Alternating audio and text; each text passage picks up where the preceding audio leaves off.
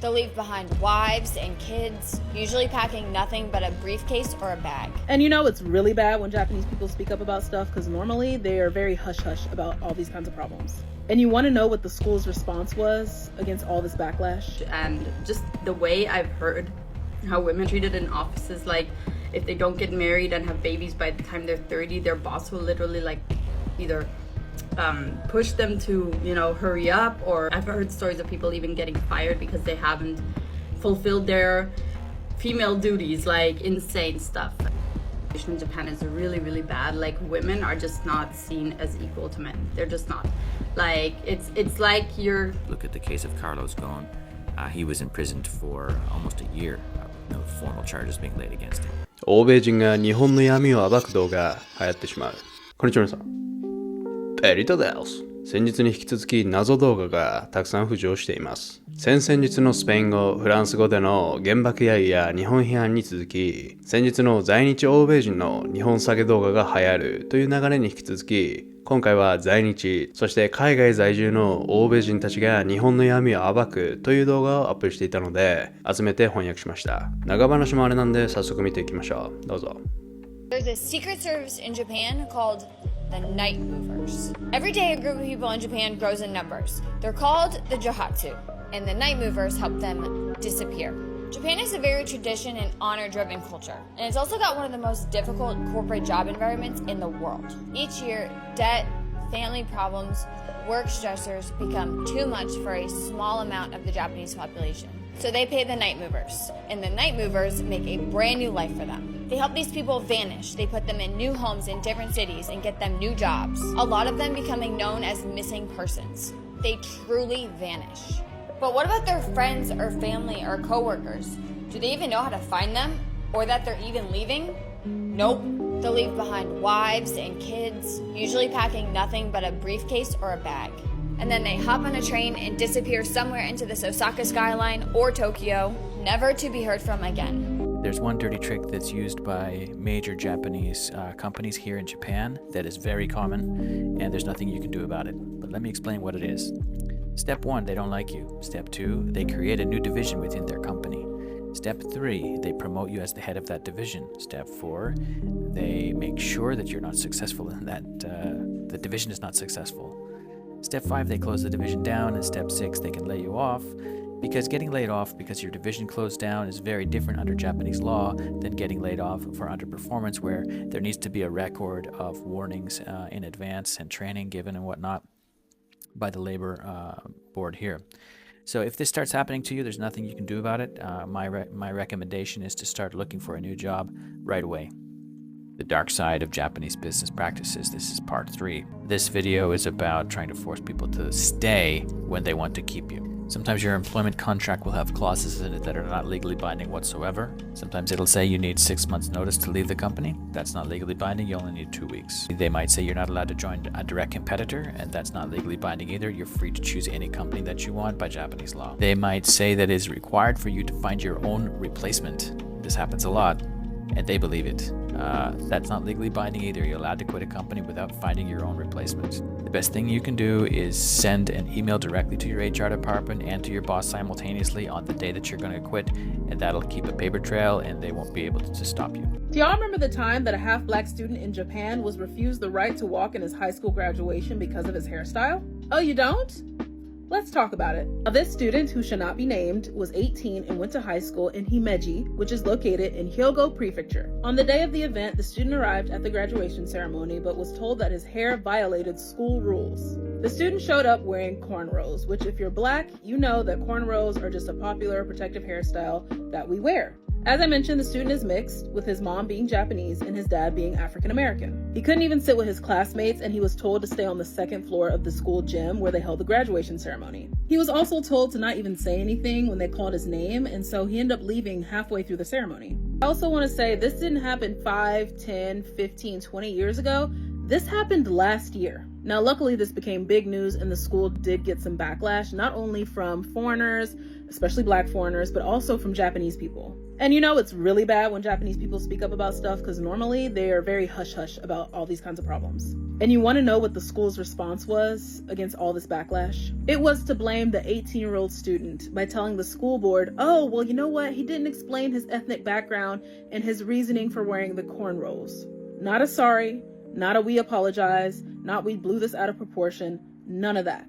And you want to know what the school board's response to this was? Was that the response could have been different had there been a prior consultation. Now, they also did say that the school's decision to exclude the student lacked a supportive attitude and educational consideration. But again, not a sorry, not an apology, not up, our bad, nothing of the sort. Now, unfortunately, this is nothing new. There's been plenty of horror stories of mixed children in Japan being bullied because of their hair and their skin color. 長い間欧米生活をしていると、日本での労働環境は世界で一番最悪だという話を結構聞くんですが、この夜逃げ屋の話や嫌がらせをするために部署をわざわざ作って意図的にクビにさせるという話は最近ネットで上がって話題になっているようですね。皆さんに聞きたいんですが、これらの話は本当ですか？コメント欄の欧米人たちはこれは実在すると言ってるんで、いくつか現地の声を見てみますと、夜逃げ屋は僕にも必要だ。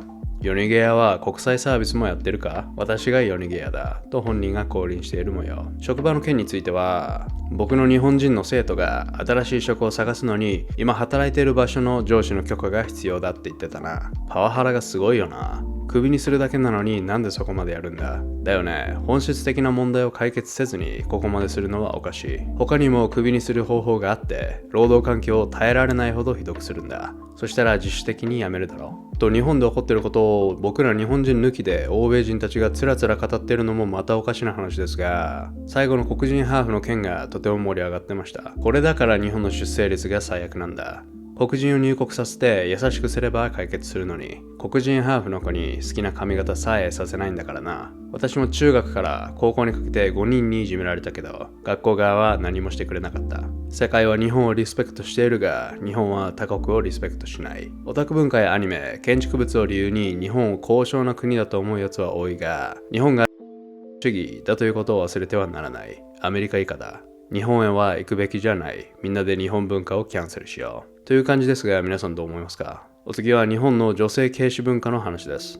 Dark sides, I guess, of Japan, because every country has pros and cons. It's not just, your ideal utopia, especially Japan is very idolized, and I get it. First thing that I can think of is the gender pay gap, and in general, just the in Japan is really, really bad. Like, women are just not seen as equal to men. They're just not. Like, it's like you're many years back in Japan, and just the fact that women cannot get a high level position in most companies, or it's very, very uncommon still, is really, really sad. And just the pay gap difference also is huge. And just the way I've heard how women are treated in offices, like if they don't get married and have babies by the time they're 30, their boss will literally like either push them to hurry up, or I've heard stories of people even getting fired because they haven't fulfilled their female duties, like insane stuff. And that is one of the biggest things about Japan, that the whole how men treat women there is bad. It's bad, and I am totally aware of it, because a lot of people in my post said, oh, you're so unaware of the problems in Japan. I am not unaware. I am very aware. Dark side of Japanese society, I guess. Another thing is the whole harassment in Japan is really on another level. Like, criminal activity, it's not bad in the sense that there's not a lot of theft, there's not a lot of like things like that. No one's gonna snap your phone out of your hand and run away with it in Japan. I've never heard that happen or seen that happen. But there's a lot of harassment. So that is a really big problem in Japan. A lot of women talk about these stories a lot, and it's funny, I made a video about it, and so many men, of course, said that that's not an issue and I'm talking BS. But like, why are there women trains? Explain that to me. Why is there a need for a separate train every morning? On each train, the first and last one, I believe, is just for women. Why would they need that if men are so behaved in Japan? Because there's literally people taking pictures, there's people women on the train. It happens all the time. It happened to me. And like people are like, oh, it's not true. Japan is so perfect. No, it happens. And it's a really big issue. Like I said, the rate in the sense of is low. But on the other hand, like a lot of these sexual harassment crime rates are really, really high. And a lot of numbers aren't even disclosed because a lot of victims don't talk about it. And they don't talk about it because this is another negative point in Japanese society, the whole shaming culture. Like you're supposed to stay quiet. You're supposed to not say what you really feel. You're supposed to stay behind a mask and pretend everything's okay, because that's really something Japan is good at. And they have this honne and tatemae culture where honne means to express your real feelings, while tatemae means to stay behind a mask and pretend, say something what you don't actually mean, right? And they don't want to create a ruckus. They don't want to create a fuss. Like it's called meiwaku kakeru. And a lot of people don't want to create that meiwaku, which means to, basically means to cause trouble. And no one wants to cause trouble in Japan because it's part of Japanese society to keep quiet and not make, because it's a collective society. In Japan, it's always the group opinion over the individual's opinion. It's always the group's idea over the individual's idea. And that's one thing that, you know, it can be a good thing in some senses, definitely. I like this whole group dynamic in Japan, that you're always with people, but it's also very lonely on the other hand. That's another dark point about Japan. Like, it can be a very lonely country and people underestimate it. I personally haven't experienced it yet, first of all because I have a lot of friends in Japan, so I never felt lonely. A lot of J creators like to glaze over the fact that Japan has an inherent issue when it comes to their adult media. Also, the depictions of very young people in that media. One fun fact about Japan is that in nearly every sort of shop, even the ones that you don't expect, you will find an 18 area. Sometimes they won't have a curtain and everything is literally just out on display, and other times they will have a curtain a bit like this. These areas are full, I mean full, of content that blurs the line about age. Arguably one of the worst parts is that you will see a bunch of white male tourists go under this curtain to check everything out. When it comes to spicy stores, women are only allowed on certain floors and then the rest of them are male only. As in they have a member of shop staff literally guarding these floors, stopping women from coming in. And do you want to know what was on these floors? There was a lot of very concerningly young looking characters and actresses, and there were certain implements that men like to use that looked very, very young too. Because I never understand why people want to play devil's advocate for this content when UNICEF themselves have been begging Japan for years to stop putting such ambiguous ages in their 18 videos. People love to use the argument that because this is all fictional, that it doesn't harm real people, but that's simply not true. Japan is an amazing country. I loved visiting it. I can't wait to go back. We need to stop pretending that it is a perfect place, because nowhere in the world is. という感じですかね。あともう一セクションあるんで、どうぞ最後までお付き合いください。どちらの動画も人も欧米のフェミニスト的な感じでしたが、皆さんどう思いましたか？特に最初の動画には多くの同感意見が寄せられていて、私はフライトアテンダントで日本に7度ほど行ったことがあるけど、店内や道でほぼ毎回後ろついてくる人がいたから驚いた。日本では安全には感じなかった。大声で叫べばその人は立ち去ったと思うけどしたくなかった。 OL が結婚するように上司にせかされる？そんな話は聞いたことないけど会社によるのかなという意見に対し投稿主が、日本女性が私に同意してるのに男性であるあなたが反論してくるのは滑稽ね。 TikTok で暇を潰すよりもっといい趣味見つければ。親が勤めてる会社の日本人の同僚が遊びに来た時、彼の妻は召使いのような扱いを受けてたな。彼は僕の母を明らかに下に見ていたような感じだった。そして2つ目の動画には日本を国として嫌っているようなコメントがたくさん寄せられていまして、日本は地獄のような国だ。あと何発とさ、日本は本当は堕落してる国だな。大好きだ。いつか行ってみたい。日本って基本的にやばい国だよな。という感じで日本擁護意見1割、批判意見9割といった感じでした。最後に日本の労働環境、そして日本で逮捕された時の闇という動画を紹介して動画を締めます。Exposing the dark side of English teaching in Japan. English teaching is the easiest job you can get in Japan, but is it worth it though? Now let's start this series off with a horror story of my own featuring my very first English teaching job. I do want to say the horror didn't come from the kids. I loved them, and it didn't come from my coworkers. I also got along with them. It was more so to do with the management. For example, in Japan, you get paid every month at the end of the month. So when I started my first English teaching job, I had to wait almost 2 months in order to get my first paycheck. So needless to say, I was counting down the days until I got paid. When the day day came for me to get paid, I was stocking my bank account, but I didn't have any deposits. So of course I immediately hit up my manager and I'm like, hey, I haven't gotten paid yet. And she's like, okay, you need to contact HR. So I send them an email. And so when I tell them I haven't gotten paid, they're like, well, we paid you. And I'm like, well, no, you didn't. And they're like, okay, do you have proof? So I had to pull out my bank book, get it updated, send them an email with proof that I haven't gotten paid. So after that, they're like, okay, well, we have to investigate this. So they do, and they get back to me later that day. And you won't believe this. They ended up paying someone else my salary. Yeah, that's right. They sent my money to the wrong bank account. So they hit me with a, oops, our bad. We're gonna have to pay you in cash. So my manager's manager comes up to me later that day with an envelope full of cash. And so yeah, that's how I end up getting my very first salary in Japan. English teaching is not always as it seems. Dark Side of Japan Legal Edition. What happens if you get arrested in Japan? After getting arrested, the Japanese police will take you to a prison cell where you will be detained up to 72 hours. No phone calls, no visitors, no possessions, no English allowed, and you can ask for a lawyer, but they're not necessarily going to be present during any questioning. During this first initial 3 days, the police will investigate, trying to find any kind of evidence against you to decide whether they want to detain you further. If they do want to detain you further, they'll request an additional 10 days from a judge, and they'll get that automatically. Then at the end of those 10 days, they'll ask for another 10 days.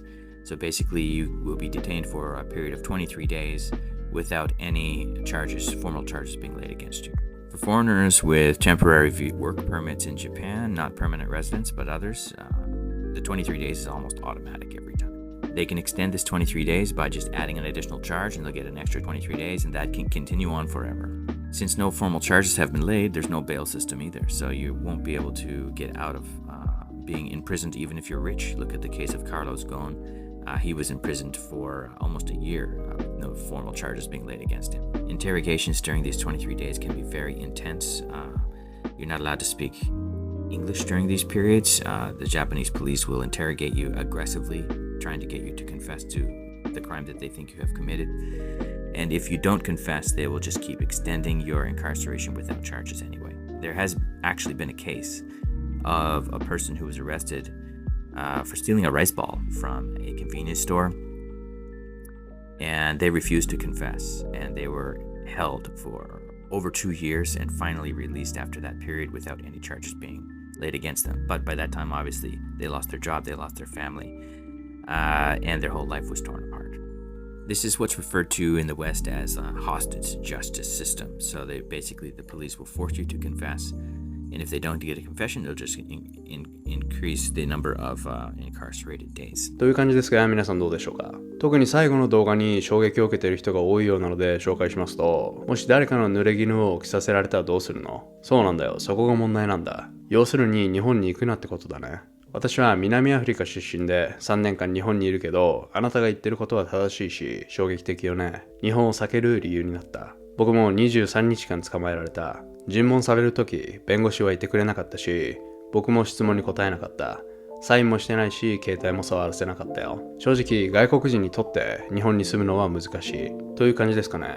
もともと捕まえられること前提で来る人には、まともな人がいないと思うので、この動画が正確であろうとなかろうと、そういう人たちを寄せ付けないという意味では、この動画はいい仕事をしてくれていると思います。もしこの男性が嘘ついてたらあれですが、皆さんの考えもコメント欄からぜひ教えてくださいね。このチャンネルでは、欧米のマジかよっていうニュースをいつもは楽しく紹介しています。チャンネル登録、高評価、ベル通知、概要欄からインスタ、ツイッターのフォローをしていただけるととっても喜びますので、よろしくお願いします。それでは、怒りの